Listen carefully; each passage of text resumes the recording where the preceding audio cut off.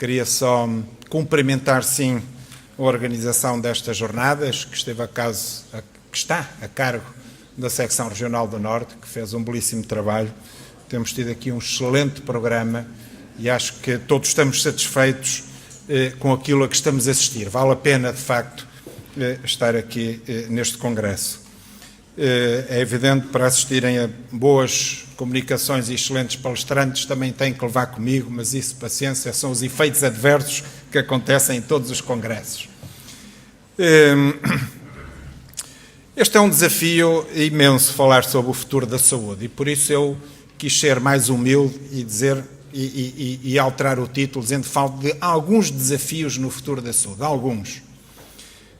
Ainda por cima, o professor Sobrinho de Simões ontem alterou o tema da sua intervenção e falou sobre o futuro da saúde, fez uma apresentação absolutamente brilhante e, portanto, levou-me também a mudar um bocadinho aquilo que eu tinha pensado, porque obviamente não conseguiria ir pelos mesmos caminhos pelos quais ele foi brilhantemente. Tenho pena, para isso estive aqui a alterar nos slides, não ter estado a assistir à mesa anterior, porque no fundo falou na mesa anterior, discutiram-se várias questões que têm a ver com o futuro da saúde e portanto, enfim, eu teria ficado mais enriquecido, já estão, e portanto eu não vou entrar também pelos temas da imigração, vou falar um pouco, mas a aposentação, a medicina pública ou privada, no fundo tudo isso tem a ver com o futuro da saúde. Eu começaria por reconhecer que falar do futuro é muito difícil, ou fazer previsões é muito difícil, especialmente sobre o futuro, como diz Niels Bohr, e portanto isto de falar sobre o futuro é um grande atrevimento da nossa parte. Imaginemos o que é que as pessoas pensariam há 41 anos, antes do 25 de Abril, sobre o futuro da saúde em Portugal, se fizesse uma previsão para daqui a 40 anos. O que é que se vai passar daqui a 40 anos em Portugal e o que é que vai acontecer na saúde daqui a 40 anos em Portugal? Era absolutamente imprevisível, eu penso que ninguém conseguiria falar, lá está, sobre o futuro, mas pronto, vamos falar um bocadinho sobre isso. Falar para dizer que e há aqui certamente pessoas ligadas à investigação e às novas tecnologias e, portanto, poderiam falar desta questão com muito mais propriedade do que eu, que aquilo que aí vem é tão deslumbrante. Quem começou, para quem o primeiro carro da família foi um Volkswagen Karossa, que eu conservo, hoje reconstruído com muito carinho, vão lá 56 anos, eu costumo dizer, é o carro onde eu nasci, foi o Volkswagen Karossa, não nasci dentro do carro, mas o carro foi comprado no ano em que eu nasci. A evolução que teve a tecnologia e a indústria é absolutamente impressionante. O que é que nós podemos pensar, por exemplo, de termos, há de estar por aqui algures, nanorobôs a viver no nosso sangue, dentro de nós, a fazer diagnósticos e a curar doenças. Se algum de nós imaginava que isto alguma vez, já há poucos anos, fosse possível. O que é que vamos fazer com a realidade virtual? O que é que vão ser os hospitais do futuro? Fala-se dos hospitais do futuro, mas o que é que vai ser o fortalecimento da capacidade de intervenção dos doentes e decisão dos doentes? E bem, o que é que vai acontecer a tudo isto? A revolução do 3D, meu filho mais velho toca viola d'arco, tem uma fisionomia, uma anatomia pouco compatível com a viola d'arco, portanto foi à Holanda, fizeram-lhe um estudo anatómico e imprimiram-lhe uma almofada numa impressora 3D adequada à anatomia que ele tem. Enfim, aí está há meia dúzia de anos, certamente ninguém imaginaria que isso fosse possível. Portanto, falar sobre o futuro, enfim, é filosoficamente interessante, mas é absolutamente imprevisível. Há neste momento mais de 13 mil apps para os smartphones, apps de saúde, aplicações de saúde, que as pessoas podem usar, a que têm acesso, a que podem recorrer. Portanto, a informação sobre saúde está na palma da nossa mão, está acessível a todos, com informações absolutamente essenciais para nós podermos lidar com os nossos próprios problemas de saúde e, se quisermos, lidar com a prevenção e evitar problemas de saúde. É um mercado imenso e como veem, extremamente atrativo. Prevê-se 38 mil milhões de dólares em 2016 valerá o mercado destas aplicações informáticas.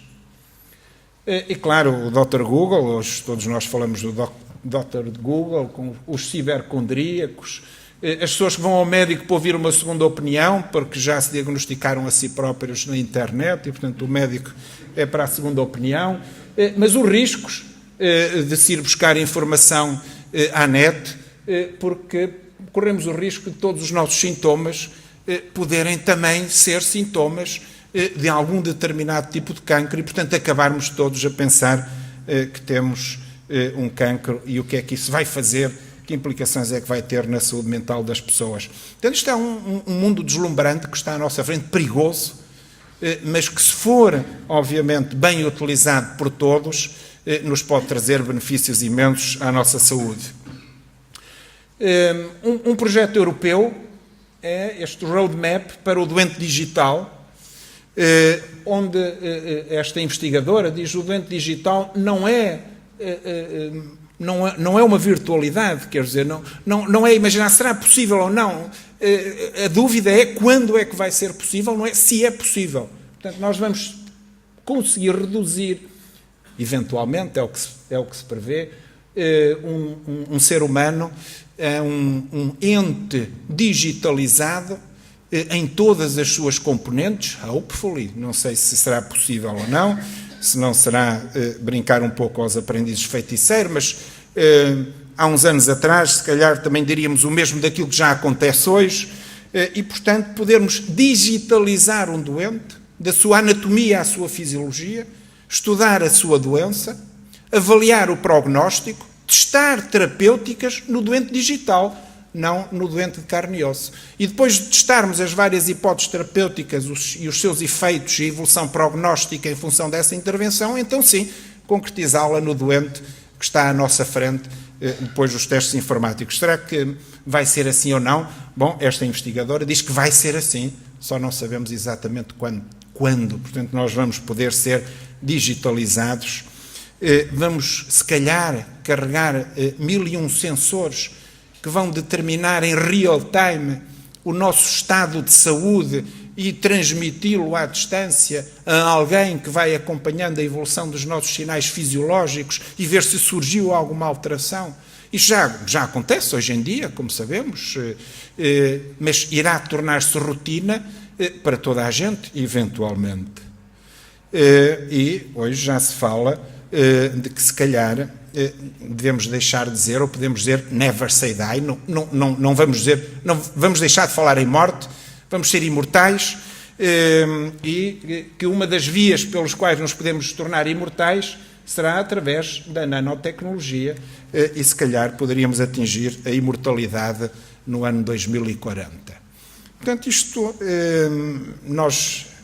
eu não me sinto capaz de falar sobre o futuro a este nível, quando já se põe em cima da mesa a possibilidade da imortalidade do corpo, para além da imortalidade da alma, naqueles que tenham fé nesse sentido.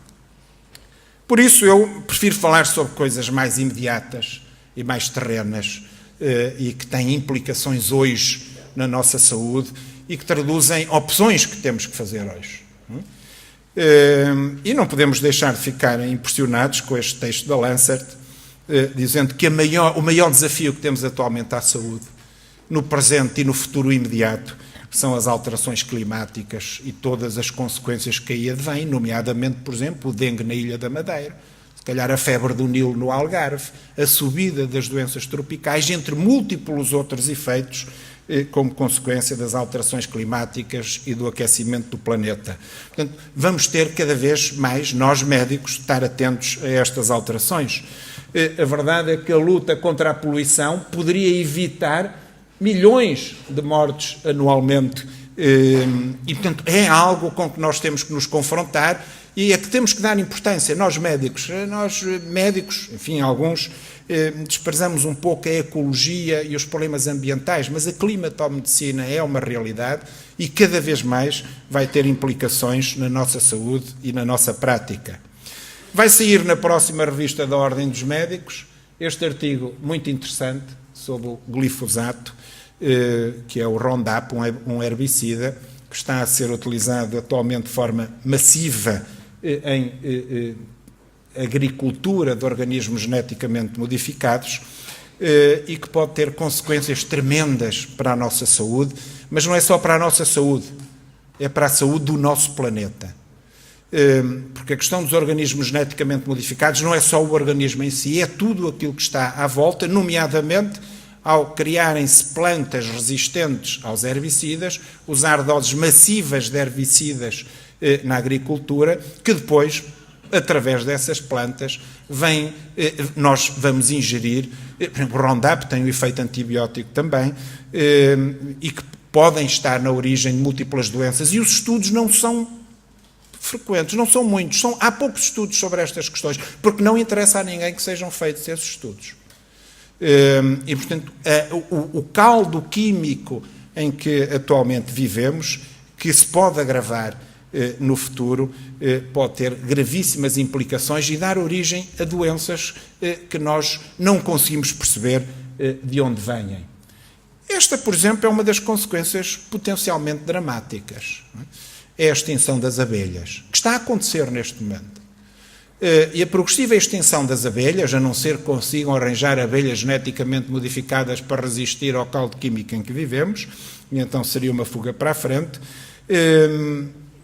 a morte das abelhas implica a morte do planeta. Portanto, um bichinho tão simples, simpático, nós temos que dar atenção a estas questões, porque se calhar, alguns dizem, já podemos ter começado a sexta extinção em massa no nosso planeta e viveremos a época do antropoceno com consequências, com uma influência que eventualmente já não terá retorno do ser humano na história geológica da Terra e na evolução do nosso planeta e na sustentabilidade da vida no nosso planeta. A verdade é que a perda de vida selvagem tem sido dramática. Se continuarmos a viver no ritmo que temos atualmente, a consumir, se a nossa pegada ecológica não diminuir, o planeta Terra não se chega para sustentar a vida humana que existe atualmente. Por exemplo, a China já perdeu metade da sua vida selvagem nos últimos 40 anos. Isto vai ter consequências dramáticas em termos de biodiversidade e de equilíbrio ecológico, e por isso a Ordem dos Médicos criou nestes novos estatutos o Conselho Nacional de Ecologia e Promoção da Saúde, para também criarmos competências nesta área e começarmos a olhar com mais seriedade o grave risco que têm as alterações climáticas para o futuro da sobrevivência da humanidade. O outro desafio que vamos ter no futuro é a nossa sustentabilidade, a sustentabilidade do sistema de saúde. Já falámos da sustentabilidade da vida humana, a sustentabilidade do planeta, agora há algo mais próximo de nós, a sustentabilidade do nosso sistema de saúde. Portugal gasta per capita muito menos do que a média dos países da OCDE. E eu acho que, apesar de tudo, nós temos a obrigação de nos comparar com a média dos países da OCDE, não digo com os mais ricos, mas pelo menos com a média, e tentar regredir para a média dos países da OCDE. Portanto, gastamos pouco dinheiro per capita com a saúde em Portugal. E, sobretudo, gastamos muito menos que a média dos países da OCDE em termos da percentagem do Orçamento Geral do Estado que é dispendido na saúde, que representam as despesas em saúde. Portanto, estamos a gastar menos em saúde do que a média dos países da OCDE. Portanto, não sei se poderemos questionar a sustentabilidade do nosso sistema de saúde pelo lado da despesa. Seguramente, se estivéssemos acima da média da OCDE, poderíamos levantar essa questão. Estando muito abaixo da média da OCDE, não podemos levantar a questão da sustentabilidade da saúde pelo lado da despesa direta na saúde, mas se calhar pelo lado da própria sustentabilidade do país. Se olharmos para o Orçamento Geral do Estado para 2015, nós vemos que ao mesmo nível da despesa em saúde está a gestão da dívida pública. portanto, se calhar a dívida pública é insustentável e nós temos de descobrir novos caminhos para conseguir gerir a nossa dívida pública. Gastamos pouco, menos do que a média da OCDE, com medicamentos. Estamos ali, $392 contra $515 por ano, despesa per capita com medicamentos. Portanto, não temos um despesismo excessivo na área dos medicamentos e temos, com certeza, por via disso, muito mau acesso à medicação inovadora. Sendo certo, obviamente, que nem toda a medicação inovadora traz verdadeiros benefícios. E isso tem sido publicado, nomeadamente na área do cancro, com a Food and Drug Administration a aprovar medicamentos tóxicos, caros e sem qualquer efeito benéfico palpável, baseando-se apenas em estudos de endpoints laterais e não na verdadeira sobrevida, em surrogate endpoints e não em termos de esperança de vida. Portanto, nós temos de ser mais exigentes para podermos direcionar os nossos recursos para aquilo que é, de facto, importante. Por isso, porque o acesso à medicação inovadora está a ser posto em causa, Portugal é dos países europeus que menos gastam em medicamentos para o cancro. Tivemos um problema dramático no último inverno, em que a capacidade de resposta do Serviço Nacional de Saúde, por várias razões, colapsou. Tivemos um excesso de mortalidade tremendo, só paralisado pelo que aconteceu em Inglaterra, exatamente pelas mesmas razões, pelos cortes no sistema de saúde e pela afetação da capacidade de saúde. Enfim, conhecemos estas notícias que vão demonstrando como o facto de estarmos a despender menos dinheiro na saúde tem consequências, já tem consequências atualmente para os doentes, e é dramático, por exemplo, quando um doente com patologia traumatológica, não acontece só no Amadora Sintra, fica internado porque não há vaga para ser operado, não há recursos para que seja operado de imediato e, portanto, é regredir várias dezenas de anos em termos do tratamento da patologia traumatológica. A verdade é que se compararmos a nossa despesa pública, aliás, o escuro de Portugal, com a despesa pública média dos países da OCDE, nós temos cerca de meio ponto percentual do PIB abaixo e, portanto, podemos considerar que para melhorar a nossa capacidade de resposta para o futuro do nosso sistema de saúde, teremos que gastar mais e não menos na saúde. Claro que tudo tem custos de oportunidade, mas esses custos de oportunidade devem ser discutidos transparentemente e devem ser feitas opções. E a verdade é que uma das primeiras preocupações dos portugueses é com a sua própria saúde e esperamos todos nós que quando temos um problema de saúde haja capacidade de resposta do sistema adequada às nossas necessidades. E há diferenças de filosofias e é evidente que isso tem consequências. Enquanto Londres usa as multas aos bancos para financiar o Serviço Nacional de Saúde, nós usamos os nossos impostos para financiar os bancos. Portanto, é evidente que isso tem consequências e é evidente, traduz uma série de distorções e erros da gestão do país desde há muitos anos a esta parte, mas que é nossa responsabilidade coletiva. Todos nós temos responsabilidade naquilo que se passa no nosso país. Mas será que a austeridade na saúde é a via para reduzir os custos na saúde? Este artigo muito interessante, de um jovem a estudar na Norwegian School of Economics, diz-nos que não. A austeridade não é a solução. Que eu estava fora do sítio, a solução está na qualidade. A solução está em apostar na qualidade, não apostar na austeridade.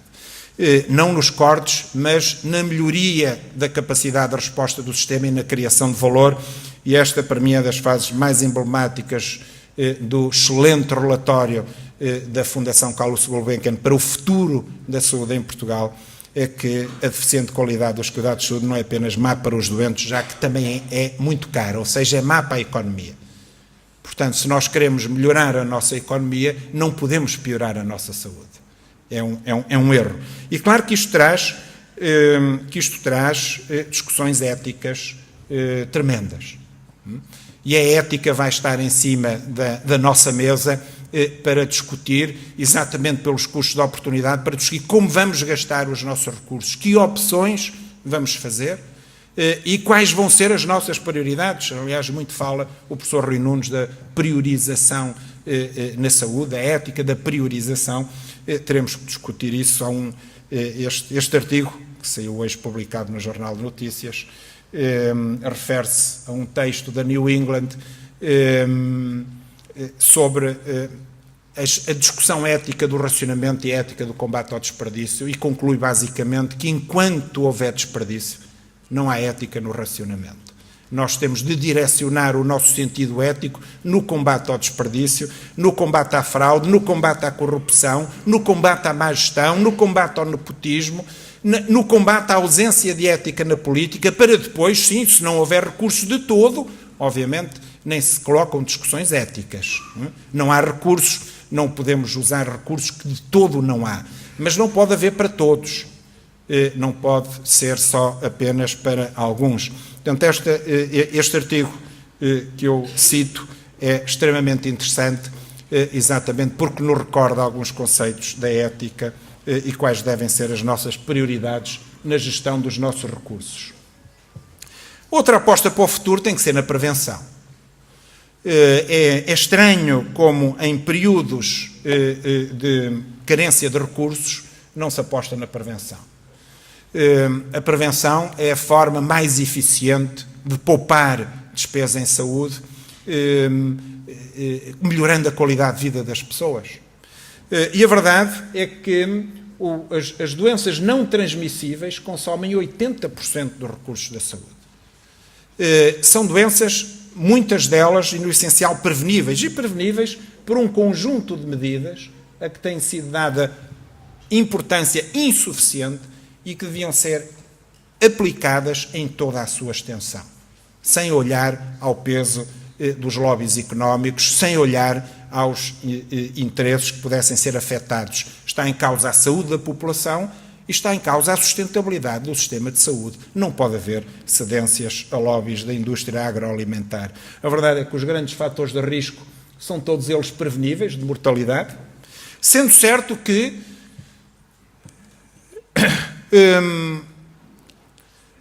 a nossa despesa está normalmente no último ano, no nosso dois últimos anos de vida.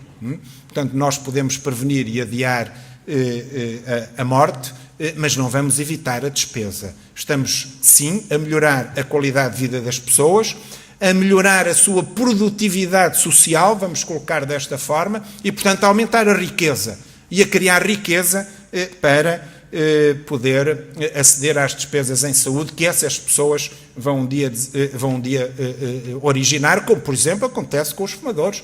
Os fumadores pagam todas as despesas em saúde que dão através dos impostos que pagam no tabaco. E pagam impostos em excesso para as despesas em saúde que vão dar. Portanto, digamos que é uma forma, por isso não há qualquer justificação para pôr em causa, como infelizmente acontece em alguns países, o tratamento dos fumadores, porque eles já pagaram, através dos seus impostos, as despesas em saúde que vão desencadear no sistema de saúde. Devíamos apostar mais na redução do sal, devíamos apostar mais nos impostos sobre a fast food, sobre o lixo alimentar. A verdade é que a alimentação, o álcool, o tabaco, o automóvel, as farmacêuticas e a indústria das armas são agora as principais fontes de danos de saúde pública e, portanto, nós temos de combater todas estas componentes. Cá está o automóvel e a poluição e os acidentes, mas a alimentação, o álcool e o tabaco à cabeça. E a verdade é que esta matéria é discutida nas mais conceituadas revistas científicas mundiais e está suficientemente testada para ser inquestionável a sua utilidade. E por isso me surpreende a mim ver responsáveis da saúde em Portugal dizer que este não é o caminho. Não é o único caminho, mas também é o caminho, este tipo de política fiscal inteligente que direciona a população, não proíbe, porque quem quiser comprar, continua a comprar, mas direciona a população no sentido de um estilo de vida mais saudável. Por exemplo, um cêntimo por onça, 28 gramas, de um refrigerante pode reduzir o consumo das bebidas açucaradas por em cerca de 10%, ou mais de 10%. Portanto, está inequivocamente demonstrado o benefício deste tipo de intervenção e é claramente algo que devíamos preconizar para o futuro. Repare, nós poderíamos evitar, se tivéssemos um estilo de vida saudável, 90% dos casos de diabetes tipo 2, da diabetes dita do adulto, ou não insulinodependente, embora numa fase mais avançada insulinotratada. A verdade é que nós somos homens e mulheres do Paleolítico, a nossa genética é a mesma dos nossos antepassados do Paleolítico a viver no século XXI. E, portanto, isso obviamente provoca desequilíbrios que nós devemos procurar corrigir progressivamente, no sentido de melhorar o estado da saúde. Nós gastamos em Portugal, com a diabetes, 1% do PIB. Em despesas com a diabetes, 1% do PIB. E é inacreditável que não se faça nada para prevenir. Somos o país da Europa com maior taxa de diabetes, com exceção da Turquia. Só a Turquia está pior do que nós em termos de prevalência de diabetes. E não tem sido feito rigorosamente nada, para além de uma mera retórica inconsequente, em termos de prevenção daquilo que, afinal, são as patologias que mais consomem os nossos recursos em saúde e cuja prevenção poderia contribuir de forma muito importante para a sustentabilidade do nosso sistema de saúde e do nosso país.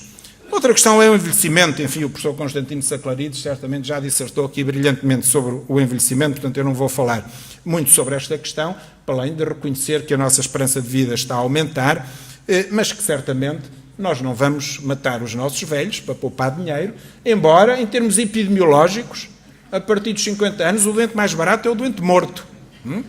Portanto, em termos epidemiológicos, em termos matemáticos, é assim, é o doente morto. Mas está também demonstrado que não é um envelhecimento que coloca uma pressão irreversível sobre o sistema de saúde ou sobre as despesas em saúde e o que nós precisamos é mesmo de privilegiar o envelhecimento ativo e aproveitar, nomeadamente agora.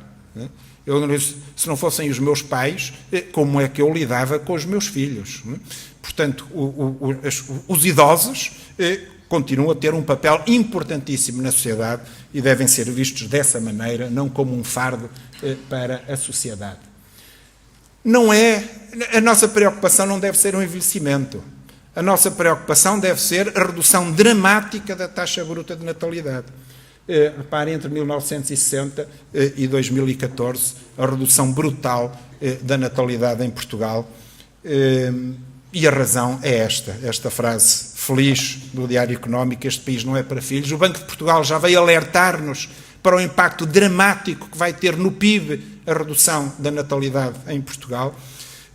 A verdade é que nós temos neste momento um saldo negativo da população, quer por um saldo natural por redução da taxa de natalidade, quer devido a um saldo migratório negativo. Essencialmente os nossos jovens estão a emigrar. E, portanto, a população em Portugal vai diminuir de forma absolutamente dramática. Isto, sim, vai colocar em causa a sustentabilidade de Portugal como país, porque não teremos portugueses suficientes para garantir, e teremos um envelhecimento dramático sem jovens. Aí sim o envelhecimento é dramático, se não houver jovens. Nós podemos reduzir para qualquer coisa entre 7 ou 8 milhões de portugueses nos próximos, 40 anos, e esta deve ser a nossa grande preocupação. E é preciso criar condições para que nasçam e se fixem mais crianças e mais jovens em Portugal. Para o futuro da saúde, vamos ter que fazer opções.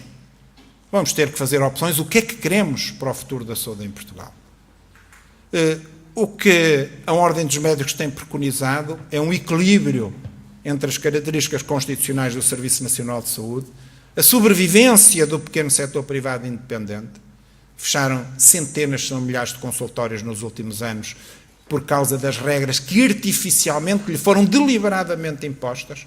E a Ordem dos Médicos tentou lutar contra estas medidas e não conseguiu, nomeadamente preconizando uma analogia com o que acontecia para os pequenos espaços comerciais que não estão sujeitos às mesmas regras de licenciamento dos grandes espaços comerciais, exatamente para permitir a sobrevivência das pequenas mercearias de bairro, mas não houve a mesma preocupação, apesar da insistência da Ordem, de permitir o pequeno consultório de bairro que prestava cuidados de saúde de qualidade e de proximidade. Portanto, temos duas visões diferentes do que é o futuro da saúde em Portugal. E temos de fazer opções e temos de ter a consciência que estas opções foram feitas nos últimos 4 anos neste sentido e todas as medidas que foram tomadas se enquadram neste sentido, alegando artificialmente que era para garantir a sustentabilidade do Serviço Nacional de Saúde.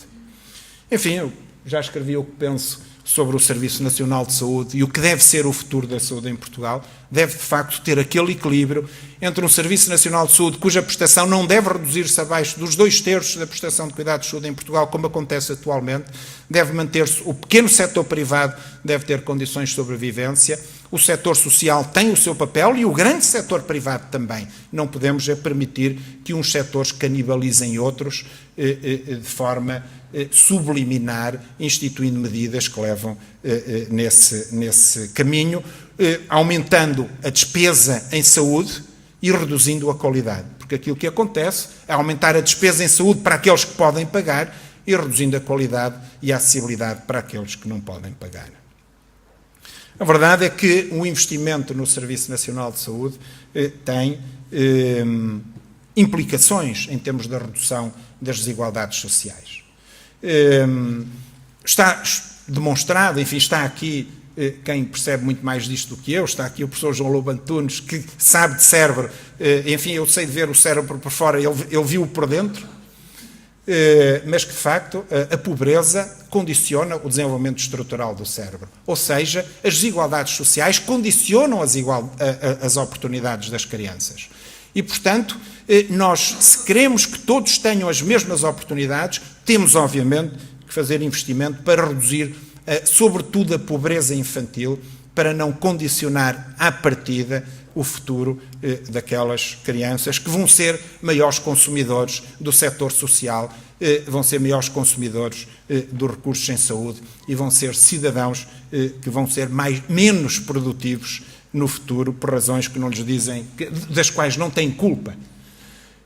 A verdade é que os determinantes sociais da saúde, que são a primeira preocupação do atual presidente da Associação Médica Mundial, o professor Michael Marmot, os determinantes sociais da saúde são um fator de risco de doença. Portanto, se queremos prevenir doença, se queremos reduzir as despesas em saúde, temos que nos preocupar também com os determinantes sociais da saúde.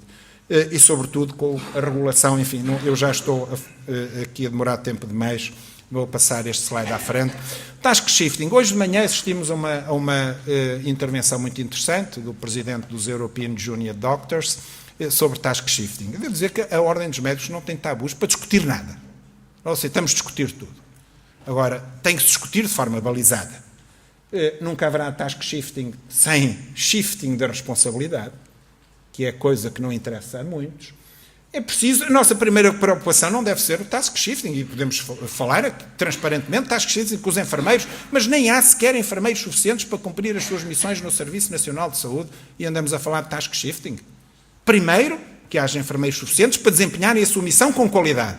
E, nomeadamente, a falta de enfermeiros é corresponsável pela elevada taxa de infecções hospitalares que temos em Portugal. Portanto, temos de discutir todas estas questões. Depois devem ser feitas análises de custo, qualidade, formação, missão das diferentes profissões e temos a percepção que os doentes não são protocolos. Ainda hoje uma colega nossa me contou situações dramáticas da aplicação cega de protocolos aos doentes. No caso, aos filhos dela. E se não fosse ela, cuidar. Não sei se vamos discutir task shifting com pombos, mas isto pode lembrar alguns administradores. E isto não é nada de absurdo. Atenção. Os pombos devidamente treinados podem reconhecer, podem saber identificar tecido maligno em biópsias. Reparem, os pombos treinados identificavam 87% dos slides com câncer da mama e nos slides que não tinham visto identificavam corretamente 85% dos slides com câncer da mama. Não sei se isto será o futuro, a anatomia patológica começar a ser feita por pombos devidamente treinados.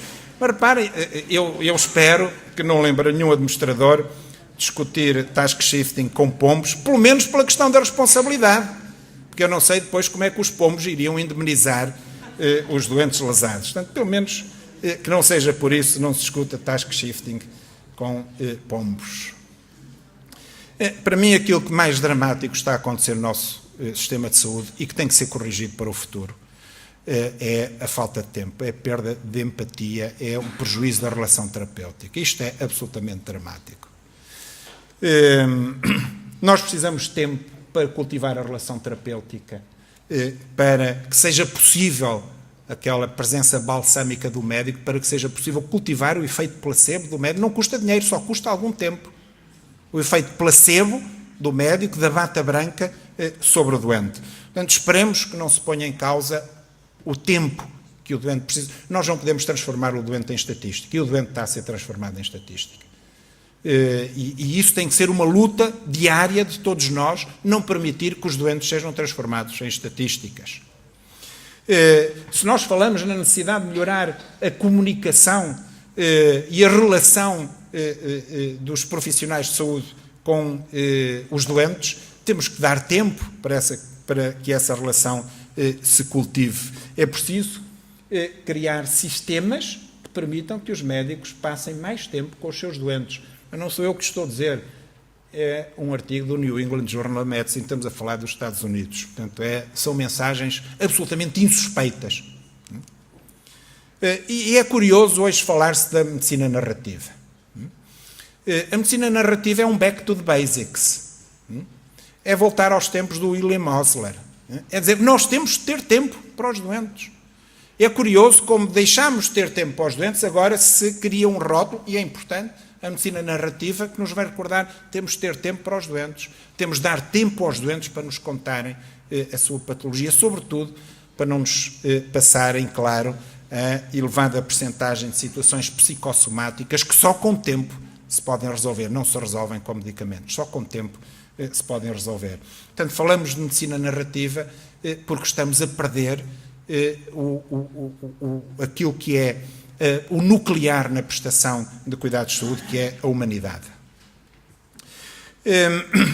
Vamos muito hoje para as classificações, para as estatísticas, para os rankings. Há rankings de hospitais, e deve haver rankings. Nós devemos saber o que é que significam, como é que são feitos e como é que devem ser interpretados. Os rankings dos médicos são maus para a saúde do doente. Os doentes mais satisfeitos têm uma taxa de mortalidade superior, os doentes mais satisfeitos com os médicos. E porquê? Porque quando se avaliam os médicos, como está a acontecer atualmente nos Estados Unidos, essencialmente pelo grau de satisfação dos doentes, como é que nós garantimos que o doente está satisfeito? É fazer tudo o que ele quer.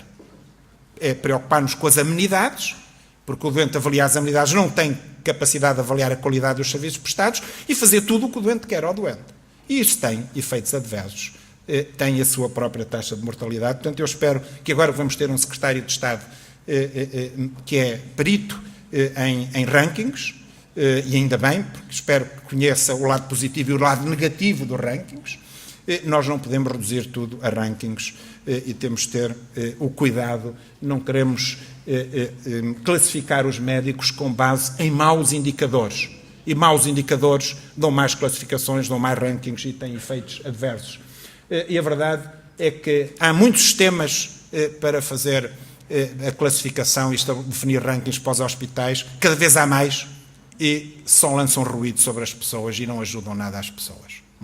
Quando nós temos um ranking em Portugal que classifica hospitais pelo internamento e que consegue classificar serviços que não existem nos hospitais, consegue classificar, por exemplo, serviços de oftalmologia pelo internamento, quando eu diria que talvez 98% da intervenção oftalmológica é em ambulatório, mas consegue classificar a qualidade dos serviços pelo internamento.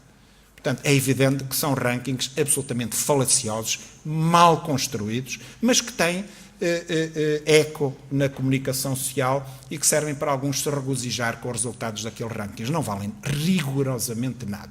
E se eu não tivesse em público, utilizaria até um vernáculo português para os classificar.